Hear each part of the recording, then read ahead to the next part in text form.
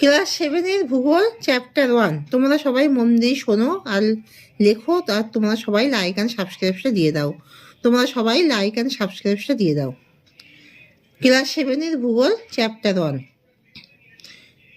1-এর ভারতে কটি ঋতু অনুভব করা যায়? 4টি।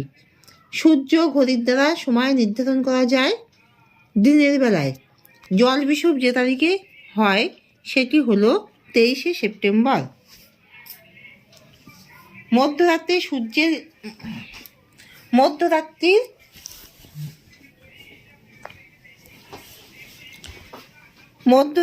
সূর্যের দেশ বলা হয় নরওয়েকে। সূর্যের উত্তরায়ণ শেষ হয় 21শে জুন। পৃথিবীর পরিক্রমণ গতির জন্য ভূপৃষ্ঠে ঋতু পরিবর্তন হয়। অনুসূর অবস্থানে পৃথিবীর সূর্যের মধ্যে দূরত্ব থাকে 14,70,00,000। উত্তর গোলার্ধে সবচেয়ে বড় দিন হয় 21শে জুন। তাহলে ভারতে কটি ঋতু অনুভব করা যায়? 4টি। সূর্য ঘড়ির দ্বারা সময় নির্ধারণ করা যায় দিনের বেলায়। জল বিষুব যে তারিখে হয় সেটি 23শে সেপ্টেম্বর। মধ্যরাত্রি সূর্যের দেশ বলা হয় নরওয়েকে। সূর্যের উত্তরায়ণ শেষ হয় 21শে জুন। পৃথিবীর পরিক্রমণ গতির জন্য ভূপৃষ্ঠে ঋতু পরিবর্তন হয়। অনুসূর অবস্থানে পৃথিবীর সূর্যের মধ্যে দূরত্ব থাকে 14,70,00,000। উত্তর গোলার্ধে সবচেয়ে বড় দিন হয় 21শে জুন।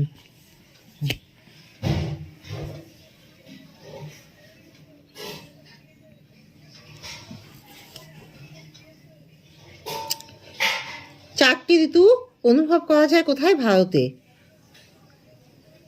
23শে সেপ্টেম্বর হয় জল বিষুব। মধ্যরাত্রি সূর্যের দেশ বলা হয় নরওয়েকে। ঋতু পরিবর্তন কেন হয়? পৃথিবীর পরিক্রমণ গতির জন্যেই ঋতু পরিবর্তন হয়। পৃথিবীর সূর্যের মধ্যে দূরত্ব থাকে অনুসূর অবস্থানে 14,70,00,000। উত্তর গোলার্ধে সবচেয়ে বড় দিন হয় 21শে জুন।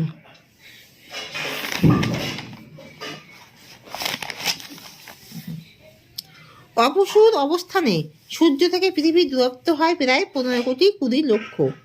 অপসূর অবস্থান উত্তর গোলার্ধে গ্রীষ্মে হয়। সূর্যে উৎপন্ন শক্তির 200 কোটি ভাগের 1 ভাগ প্রতি মুহূর্তে পৃথিবীতে আলো উত্তাপরূপে আসে। ঋতু পরিবর্তন হয় না পৃথিবীর কোথায়? নিরক্ষীয় ও মেরু অঞ্চলে। অপসূর অবস্থানে সূর্য থেকে পৃথিবীর দূরত্ব হয় 15,20,00,000। কুমেরু প্রভা লক্ষ্য করা যায় দক্ষিণ মেরুতে। মধ্যরাত্রি সূর্যের দেশ বলা হয় নরওয়েকে। পৃথিবীর কক্ষপথটি হলো